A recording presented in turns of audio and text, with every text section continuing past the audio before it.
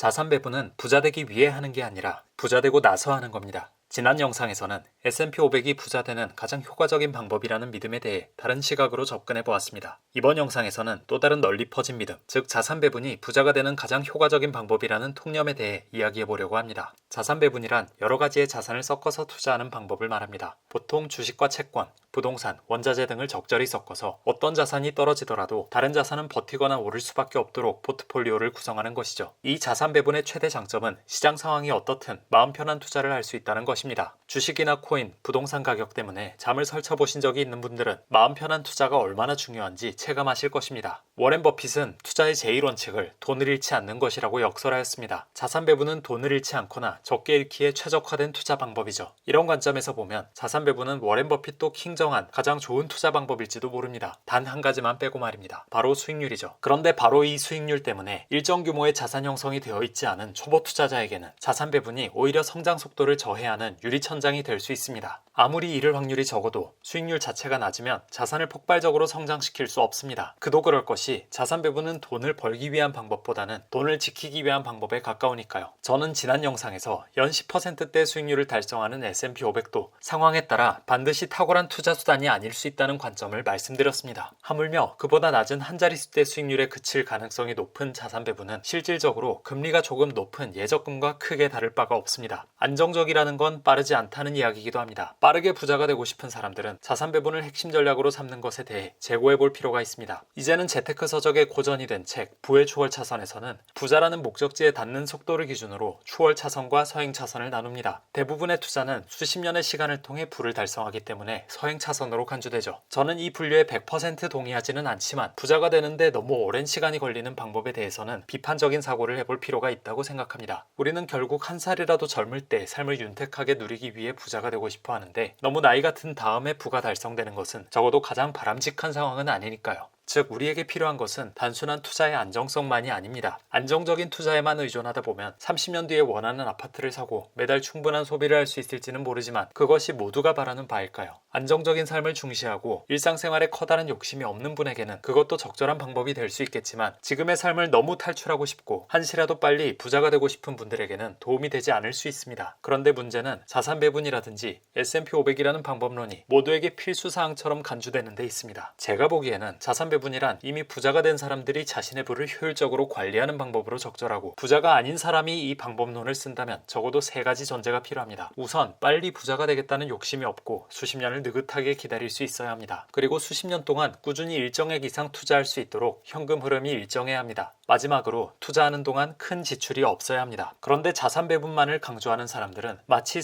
사회초년생에게 보험 상품을 판매하는 것처럼 복리의 마법, 72의 법칙, 잃지 않는 투자 등의 억구를 주문처럼 반복하며 모두가 바라는 투자 결과를 달성해 줄 것처럼 말하는 것 같습니다. 그동안에 고용이 불안정해지거나 큰 돈을 지출해야 하는 상황은 딱히 고려되지 않은 채 현실의 진공 상태에서 인위적으로 안전한 고수익을 주장하는 것 같습니다. 하지만 현실 세계에서 안전한 고수익은 존재하지 않습니다. 안전하다는 것은 수익률이 낮다는 말과 같은 뜻이라는 점을 잊으면 안 됩니다. 오해를 피하기 위해 말하자면 저는 서행 차선이 잘못되었다고 생각하지 않습니다. 대부분의 사람은 평범한 사회생활과 인간관계를 누리며 지금보다 조금 더 잘 살게 되면 만족합니다. 오히려 지금보다 지나치게 잘 살기 위해 현재의 일상을 희생해야 한다면 그것을 불편해하죠. 이런 성향을 가지고 있으며 고용도 안정적인 직장에서 평온하게 지내고 있는 사람은 굳이 빠르게 부자가 되기 위해 위험을 감수할 필요가 없을 것입니다. 저는 오히려 서행 차선의 삶이 진정한 행복에 가까울 수 있다고 생각합니다. 제가 정말로 우려하는 것은 일상에 만족하지 못하는 사람들, 즉 지금의 일상을 빠르게 벗어나고 싶고 경제적 자유를 달성하고 싶은 사람들이 자산 배분이라는 느린 방법에 의존하는 것입니다. 이것은 서울에서 부산까지 빠르게 가고 싶은 사람이 무궁화호 기차에 탑승하는 것과 같습니다. 그런데 이런 분들에게 위험을 감수하더라도 더 빠른 교통편을 이용해야 한다고 말하는 목소리를 찾아보기 힘듭니다. 그래서 최근 영상들을 만들게 되었습니다. 지난 영상에서도 말씀드렸듯 저는 S&P 500이 나쁜 투자라고 생각하지 않습니다. 마찬가지로 자산 배분도 나쁜 투자라고 생각하지 않습니다. 오히려 어느 정도 투자금이 불어나고 나면 반드시 이 두 가지를 활용하시기를 적극 권하고 싶습니다. 이 두 가지 방법론의 핵심은 꾸준하고 안정적인 복리 수익에 있으며 복리는 부를 달성하는 과정에서보다는 영상에서는 일정 규모의 부를 이루고 나서 훨씬 큰 효과를 나타내기 때문입니다. 하지만 자산이 적을 때는 역으로 복리의 효과를 누리기 힘든 것도 사실입니다. 그래서 자산이 적을 때는 오히려 어느 정도 위험을 감수할 필요도 있습니다. 달리 말하자면 변동성을 감안하더라도 소수의 자산에 집중적으로 투자하는 것을 고려해보라는 것입니다. 잃으면 적게 잃고 얻으면 크게 얻을 수 있는 기회이기 때문입니다. 지금 투자하기 좋은 자산은 대표적으로 두 가지가 있습니다. 하나는 비트코인이고 하나는 일시적으로 저렴해진 우량 주식입니다. 많은 사람들은 작년 폭락 이후로 비트코인에 주목하지 않고 있습니다. 전고점에 비하면 가격이 너무 작고 초라해졌기 때문이죠. 하지만 이럴 때가 오히려 비트코인을 소액으로 모아갈 수 있는 적기입니다. 최근 비트코인은 5천만 원 이하 가격을 자주 보여주었습니다. 언제까지 할인이 지속될지는 알 수 없지만 길게 보고 꾸준히 모아가기에는 너무나 좋은 시기입니다. 비트코인은 4년 단위로 가격이 크게 움직입니다. 전고점은 2021년에 있었고 다음 고점은 2025년에 찾아올 것으로 예상됩니다. 그렇다면 2025년 폭등장 전까지 2-3년 동안 꾸준히 소액으로 모아가는 것은 좋은 전략이 될 수 있습니다. 다른 영상에서 올해의 핵심 키워드는 인플레이션과 금리 인상이라고 말씀드렸습니다. 이를 극복할 수 있는 주식의 조건들에 대해서도 말씀드렸죠. 간단히 정리하자면 비싸도 사람들이 찾을 수밖에 없는 회사는 인플레이션을 극복할 수 있습니다. 그리고 현금이 많고 빚이 적은 회사 또는 금융이나 추심을 다루는 회사는 금리 인상을 극복할 수 있습니다. 이 두 가지에 모두 해당된다면 너무나 좋은 회사입니다. 그런데 일시적으로 저렴해진 국면이라면 더할 나위 없이 좋죠. 지금 전 세계 주식시장은 전에 없던 하락과 조정을 거듭하고 있습니다. 시장에는 비관이 가득하죠. 이럴 때 투자를 포기하지 않고 오히려 투자 비중을 늘리는 사람이 자산가의 반열에 들 수 있다고 믿습니다. 많은 우량 회사들이 저렴한 국면으로 보입니다. 여러분 나름대로 인플레이션과 금리 인상 중 하나 이상을 극복할 수 있다고 판단되는 종목을 발견하고 공부해서 소액으로 투자를 시작해 보시면 좋겠습니다. 앞으로 몇 년 동안 자산이 저렴할 때 투자하고 기다린다면 조금씩 부가 형성되어 갈 것입니다. 투자한 원금의 10배를 달성하면 그때부터 자산 배분을 검토해 보세요. 여러분의 자산 규모에 맞게 시작해서 소기의 성과를 달성해 보시기 바랍니다. 이번 영상에서는 가진 자산이 적을수록 자산 배분에 의존하는 것은 비효율적일 수 있으며 차라리 리스크를 감수하고 개별 종목을 연구해서 집중적으로 투자하는 것이 대안이 될 수 있다는 관점을 다루었습니다. 제가 보는 관점에서는 자산 배분은 부자가 되기 위해 해야 할 투자 방법이 아니라 부자가 되고 나서 큰 돈을 가장 안전하게 운용하는 관리 방법에 가깝습니다. 이건 역시 한 개인의 관점일 뿐이므로 여러분의 관점을 형성해 가는데 참고가 되었으면 좋겠습니다. 시청해 주셔서 감사합니다.